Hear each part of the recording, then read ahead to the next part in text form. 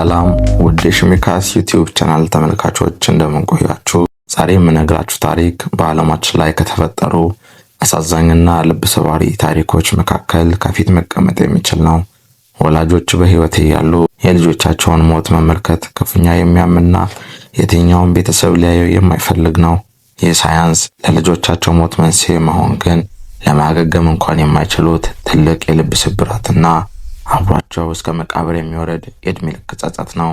በዚህ ቻናል ይህንንና መሰል ታሪኮች ይዤ ወደ እናንተ የምቀርብ ሲሆን ለዚህ ቻናል አዲስ ከሆናችሁ ሰብስክራይብ በማድረግና ቤተሰብ በመሆን ይህንን ቪዲዮ ይጀምሩ። ወደ ዛሬው ታሪክ ስመለስ አንድ አባት ከልጁና ከሚስቱ ጋር አብረው ይኖራሉ።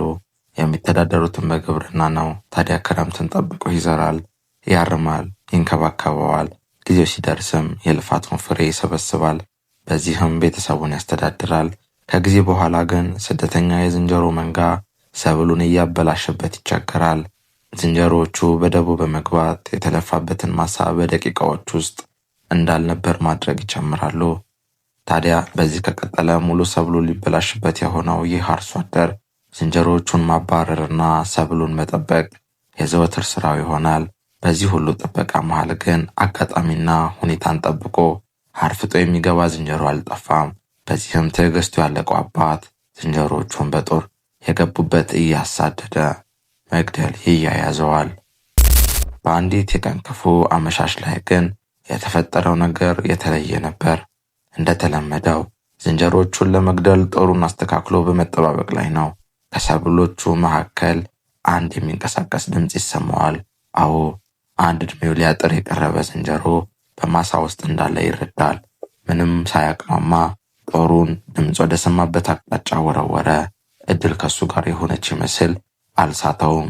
ብቻ ጦሩ አንድ ነገር ላይ አረፈ። ዝንጀሮውን እንደገደለ እርግጠኛ የሆነው ይህ አባት ወደ ቦታው ይሄዳል። ከቦታው ሲደርስ ግን ያየውን ነገር ማመን ያቅተዋል። ህልም አሊያም ቅዠት ቢሆንና አንድ ሰው መጥቶ ቢቀሰቅሰው መልካም ነበር። ነገር ግን እንደዛ አልሆነም። ዝንጀሮ ነው ብሎ የወረወረው ጦር ወደ እሱ በዳዴ እየመጣ ያለ የገዛ ልጁ ላይ ነበር ያረፈው። ልጁም እዛው ነበር የሞተው።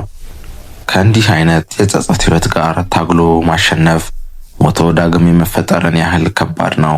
ከዚህ በኋላ ይህ ሰው በህይወት ይኑር ይሙት የሰማሁት ነገር የለም። ነገር ግን መኖር በራሱ ከባድ እንደሚሆን አያጠራጥርም። ይህ እንኳን ለወዳጅ ይቅርና ለጠላት እንኳን የማይመኙት በምድር ላይ የመኖርን ዓላማ ቅስም የሚሰብር ታሪክ በዚችው በሀገራችን ኢትዮጵያ በባንቱ ገጠራማ ክፍል በአንድ አርሶ አደር ቤት የተፈጠረ አሳዛኝ ታሪክ ነው። በድጋሚ ለዚህ ቻናል አዲስ ከሆናችሁ ሰብስክራይብ በማድረግ ቤተሰብ ይሁኑ።